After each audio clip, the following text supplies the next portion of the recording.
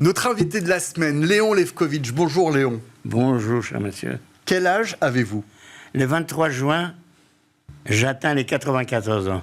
Alors je vais essayer en quelques secondes de faire un résumé de votre vie. Ce sera un peu compliqué, mais je vais le tenter. À 10 ans à Lodz, vous avez survécu à la famine, au typhus et à la tuberculose. À Auschwitz, à 15 ans, vous réchappez à Mengele et à l'abomination du camp d'extermination. À votre retour, rescapé des marges de la mort, vous pesez combien? 30 kilos. Alors, vous faites cette promesse, plus personne ne pourra vous terroriser, et vous décidez de pratiquer un sport intensivement, lequel? L'haltérophilie, tout à fait par hasard. Alors, pourquoi l'haltérophilie? Parce que, dans le temps, il y avait une très belle piscine sur la Seine qui s'appelait la piscine d'Héligny. Bien sûr. Et dès que le maillot de bain bikini est venu à la mode, je me suis dit, le seul endroit pour se régaler à regarder la beauté du monde, c'est d'aller à la piscine. Et là, je faisais connaissance avec le barman, connaissait, il me préparait des assiettes anglaises. Je restais là toute la journée. Et là, je vois un type costaud, comme je n'ai jamais vu. Je m'approche de lui. Je pouvais, quand je voyais quelqu'un de sympa, je l'abordais pour lui parler. Et donc, je lui demande, me dites-moi, qu'est-ce que vous faites comme... C'est incroyable. Qu'est-ce que vous mangez d'abord pour un peu mettre de l'humour dans la chose? Il me dit, c'est du sport, il faut faire avec des poids, avec tout ça. Mais où est-ce que vous faites ça? Il m'a dit, la salle de culture physique se trouve Saint-Vincent-Paul, à côté du square, pas loin du square Montolon. Mm-hmm. Et donc là... Et là, il y avait tous les ballets. Tous les costauds des Batignolles. Les costauds des Batignolles. Ah oui, mais il y avait Duranton. Vous devenez champion de France d'haltérophilie. Oui. En fait, ce que je voudrais savoir, c'est est-ce que vous seriez devenu... Parce que vous êtes un peu trompé de sport. Vous auriez dû jouer au tennis. J'aurais gagné davantage. Et vous auriez été fort? Au tennis, n'importe quoi. Regardez les certis. J'ai fait des certissages en bijoux. J'ai fait plusieurs maisons. Et je me suis dit, pour faire il faut avoir une main. Et j'étais maître artisan.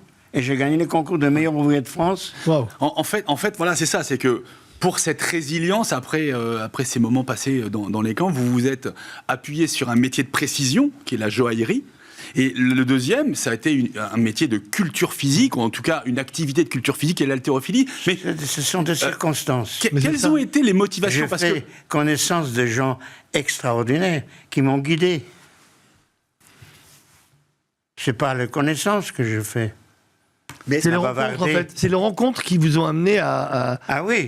C'est les rencontres. Mais oui, ça qui... parce que, vous savez, quand je suis arrivé après les Cuits, dans l'heure où nous étions parqués pour la... comment on appelle ça? À la Libération. Non, en venant en France. Oui, à la Libération. On était 427. Il fallait qu'on passe... comment qu'on dit? Pour voir si on est tous en bonne santé. Oui. La visite médicale. Ah, oui. Non, pas médicale. Même pas. On dit... En tout cas, une aptitude à pouvoir rentrer sur le territoire. Oui. Bon, alors, on était là, et puis au bout de... vous savez, on était là-dedans parqués. On était habillés encore comme on était habillés à Buchenwald. Quand je sortais du pensionnat, il y avait des grilles magnifiques. Je nous regardais à travers les grilles. Mm-hmm. On était comme des vieillards. Et pourtant, on était tous très jeunes. Quelque chose qui me saute aux yeux, je vous le dis sincèrement. Comme vous avez dit, et on le sait, malheureusement, le sort réservé aux personnes qui étaient à Auschwitz et dans tous les camps de la mort, et vous êtes sortis à 30 kilos. Mais quand on voit ça, Est-ce que c'est pas finalement, on va le dire, un bras d'honneur en Asie, en disant non seulement vous m'avez pas eu, mais regardez comment je suis devenu. Mais il y a une revanche sur le Il y a une corps aussi. revanche. Mais jusqu'à maintenant, je fais le bras d'honneur. Eh ben voilà. Mais ça, c'en est un beau, parce que Mais- quand on vous voit comme ça, Mais je pense que... Écoutez, voilà. tous mes copains, là, que j'ai depuis X temps, j'ai téléphoné il n'y a pas longtemps. Oh Léon, c'est pas possible. T'es encore en vie. Oh, je suis content de... Bon, on a tous gardé un bon... Alors, on était en quarantaine avec lui, et après, au bout d'un certain temps, on nous a dispatchés dans Paris. Alors, on était à Champigny-sur-Marne, à Bellevue, à Meudon, à Taverny, avec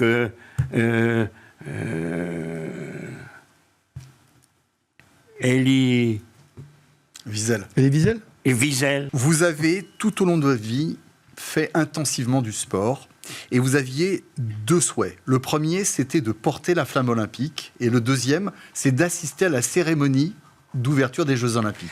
Est-ce que c'est le cas? Est-ce que vous allez et porter la flamme et participer à la cérémonie? Bien sûr. Pourquoi pas? Je suis encore assez costaud pour le faire. Alors, quand est-ce Je que... ne sais pas si j'aurai le style de course à pied, mais même on me fera une exception. Je peux peut-être marcher à grands pas, peut-être. Vous m'avez dit, j'ai survécu aux marches de la mort, j'arriverai à faire 200 mètres. Ah oui, même plus.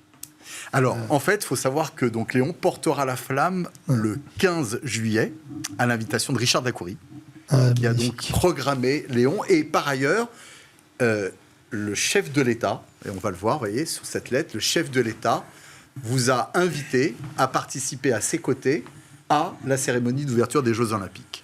Ça, c'est une très belle, encore une pirouette de l'histoire. Moi, je vois d'abord dans votre regard, dans votre énergie, ce qui est incroyable, On va applaudir ceux qui C'est le ça. méritent bien, et puis Mais vous le méritez en aussi.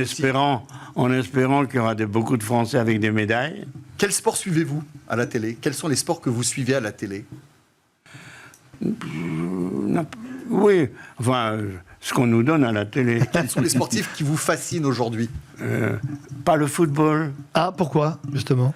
Je ne sais pas, il y a trop de... Ça joue trop la comédie. Les types, on lui donne une pichenette, il tombe, il souffre de On est douleur. bien d'accord. Et il se relève 2 secondes après dès qu'il y a un but. Oui. Alors, quels sont les sports que vous appréciez? La gymnastique. Ouais. D'abord, j'étais très bon en gymnastique. Ceux qui savent ce que c'est, je me mettais en planche libre, par terre, sur le doigt. Ah oui. Et dans cette position, vous savez ce que c'est les Oui, bien sûr.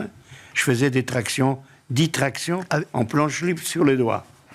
Wow. Et les jambes en l'air. En l'air, oui, bien Pas, sûr. on ne touchait pas au sol. C'était Oui. pas des pompes. Hein. Non, non. Et quels sont les C'était des champions? pompes des grandes classes. Quels sont les grands champions aujourd'hui que vous appréciez, que vous estimez, qui vous fascinent? Les grands champions d'aujourd'hui.